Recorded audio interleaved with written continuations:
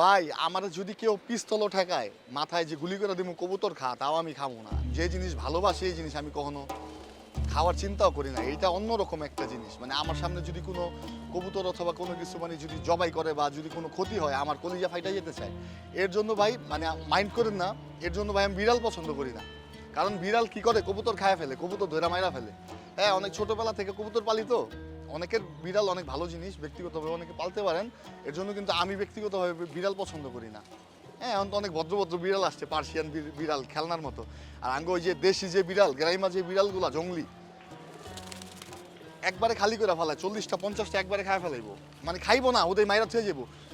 কিছুদিন আগে কবুতর কি করছে, ওই সব সময় ছাড়ে লাগায়, তো সন্ধ্যার সময় না লাগায় ঢাপিটা, মানে অনেক সময় কি হয় ফাঁক থাকে, খোলা থাকে, গেট খোলা রেখা ওই গেছে গা, মানে লাগায় নাই।